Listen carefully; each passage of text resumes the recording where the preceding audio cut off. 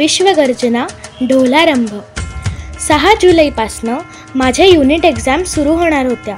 मी माझ्या स्टडी रूममध्ये अभ्यास करत बसले होते. पहिला पेपर गणिताचा असणार होता. मी एक अतिशय अवघड गणित सोडवत होते. तेवढ्यात धम असा आवाज आला. मी कपाळाला हात लावला. ढोल ताशा पथकाची प्रॅक्टिस सुरू झाली होती.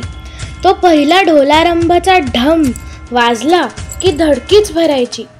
कॅलेंडर बघून अजून 2 महिने तरी ही प्रॅक्टिस चालणार हे लक्षात आल्यावर एखाद्या मुलाच्या आईवडिलांनाही त्याच्या भविष्याची चिंता वाटली नसेल एवढी चिंता मला ते पुढचे 2 महिने कसे जातील याची वाटू लागली. मी हा विचार करत होते तेवढ्यात आईच्या ओरडण्याचा आवाज आला. काय कटकट आहे यांची. ही ढोल वाजवणारी सगळी टवाळ पोरं असतात. काही कामधंदे नाहीत यांना. आईबाबांना काही घरी मदत करायला नको, अभ्यास करायला नको.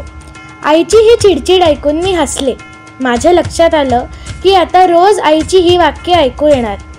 व दर अर्ध्या तासांनी ए बाबांनो जा रे आता घरी, पुरे तुमची प्रॅक्टिस, अशी बाबांची त्रासलेल्या स्वरातली वाक्य ऐकू येणार. पुढचे 2 महिने कसे बसे सरले. कसे बसे म्हणजे टी व्हीचा आवाज न येणे, घरातल्या घरात बोललेलं ऐकू न येणे, अभ्यास न करता येणे, कामात न लक्ष लागणे व या सगळ्यामुळे होणारे चिडचिडीत सरले. गणपती यायला फक्त 10 दिवस उरले होते. ढोल वाजवणाऱ्यांना भलताच जोश आला होता. सगळीकडे उत्साह होता. घरोघरी आवराआवरी व देखाव्यांची तयारी सुरू झाली होती. सर्वांचे गणपती बुक झाले होते. ढोलवाल्यांना शिव्या शाप घालणारे आईबाबा आता ढोलांच्या तालावर नाचू लागले होते.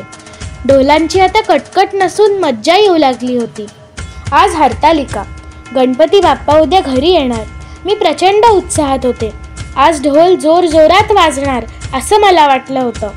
परंतु आज ढोलांचा आवाजच नाही.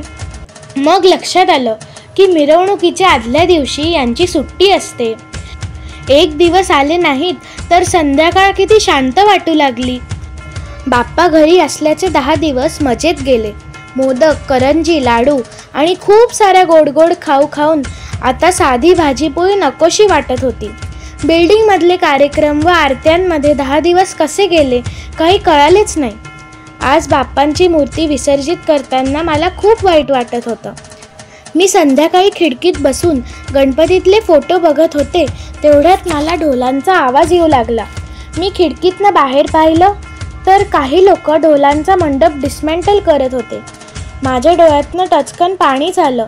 त्या ढोलांचा आवाज माझ्या कानात वाजत होता, मनात घुमत होता आणि हृदयात भरला होता. मी डोळे पुसले व जोरात घोषणा दिली, गणपती बाप्पा मोरया, पुढच्या वर्षी लवकर या.